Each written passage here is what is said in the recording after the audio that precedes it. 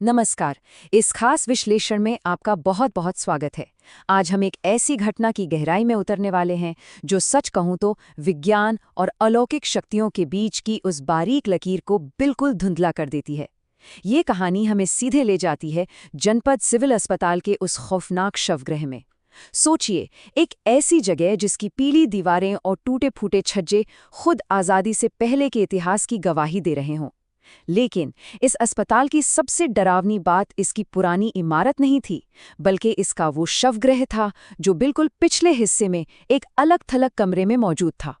तो आइए, बिना किसी देरी के इस रहस्य को परत दर परत समझते हैं। वहां एक भूत रहता है, जो भी आता है वो हंसता है, फिर चुपचाप चला जाता है।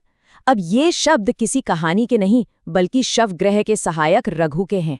जरा सोचिए, इस इंसान ने अपनी जिंदगी के पूरे 30 साल उस खौफनाक जगह पर बिताए थे। जब एक नई 32 वर्षीय forensic specialist doctor Prachi Sharma की वहां नियुक्ति हुई, तो रघु ने उन्हें एक बहुत ही सख्त चेतावनी दी थी। उसका शरीर भले ही कमजोर था, पर उसकी आंखों में जो खौफ था ना, और जो तजुर्बा था, वो साफ बता रहा था कि वो कोई मामूली बात नहीं कह रहा। रघु की यही चेतावनी इस पूरे रहस्य की नींव है। हालांकि डॉक्टर प्राची ने शुरुआत में इसे बस एक अंधविश्वास समझकर हल्के में ले लिया था।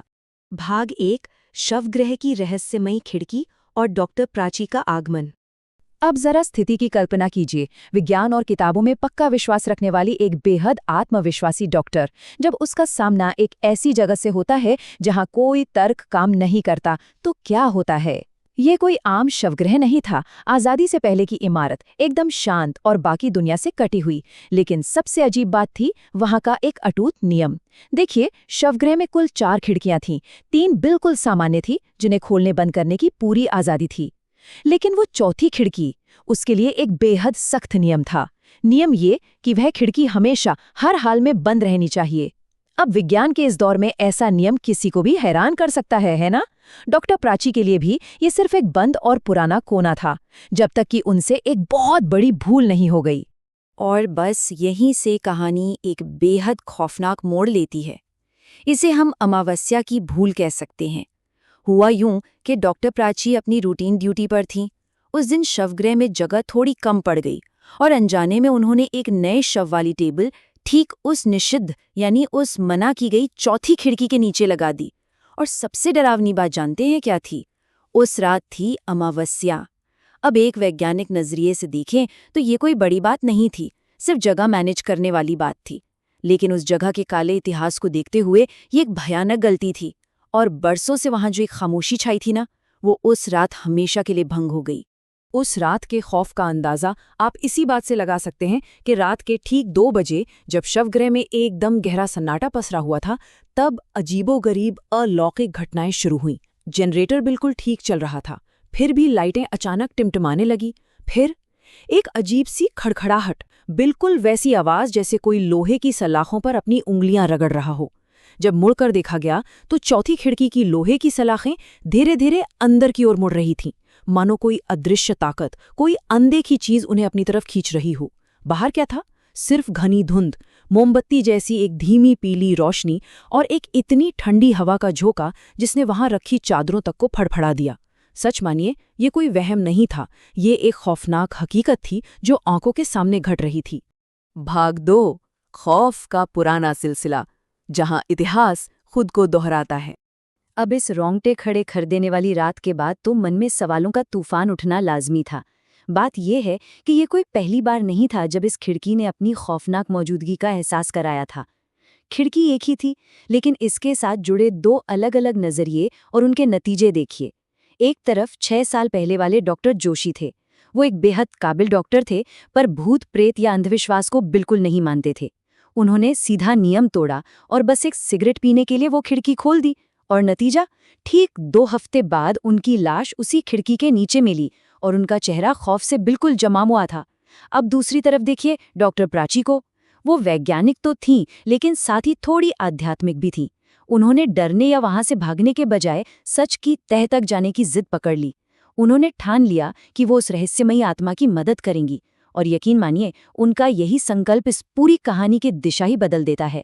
भाग 3, अतीत का खौफनाक सच और डीन घोष का कबूलनामा। सच की इसी तलाश में डॉक्टर प्राची सीधे अस्पताल के प्रशासक डीन घोष के पास जा पहुंची। डीन घोष, जो बाहर से तो काफी सख्त दिखते थे लेकिन अंदर से संवेदनशील थे। वो कहीं ना कहीं जानते थे कि कुछ चीजें तर्क और विज्ञान से बहुत परे होती हैं। आखिरकार उन्होंने वो राज खोल ही दिया जो सालों से दफन था। देखिए, इस पूरे सिलसिले की शुरुआत होती है 8 साल पहले। तब एक बेहद भयानक केस आया था निधि नाम की एक लड़की का, जिसकी बहुत ही दर्दनाक मौत हुई थी। उसका चेहरा इतना बिगड़ चुका था कि उसका अपना परिवार भी उसे पहचान नहीं सका। और सबसे बड़ी त्रासदी तो ये हुई कि बिना कोई अंतिम संस्कार किए उसके शव को उसी चौथी खिड़की के नीचे रख दिया गया। ठीक उसके अगले दिन ड्यूटी पर मौजूद डॉक्टर रहस्यमयी तरीके से गायब हो गई। फिर 6 साल पहले वही डॉक्टर जोशी वाली खौफनाक घटना घटी, जिसके बाद उस खिड़की को हमेशा हमेशा के लिए बंद करवा दिया गया। और आज डॉक्टर प्राची उसी शापित इतिहास के बिल्कुल सामने खड़ी थीं। दीन घोष के मुंह से निकले कुछ शब्द इस पूरी कहानी का सबसे बड़ा भावनात्मक केंद्र हैं। उन्होंने कहा था, ये खिड़की सिर्फ ईंट पत्थर की नहीं है, ये उसके दर्द की राह थी। जरा गौर कीजिए इस बात पर। ये एक वाक्य हमें ये समझने पर मजबूर कर देता है कि वहां जो भी अलौकिक घटनाएं हो रही थीं, वो किसी बुरी आत्मा का काम नहीं थी, बल्कि वो एक ऐसी पीड़िता के असीमित दर्द और न्याय की गुहार थी, जिसे मरने के बाद ना तो अपना नाम नसीब हुआ और ना ही अंतिम संस्कार की गरिमा।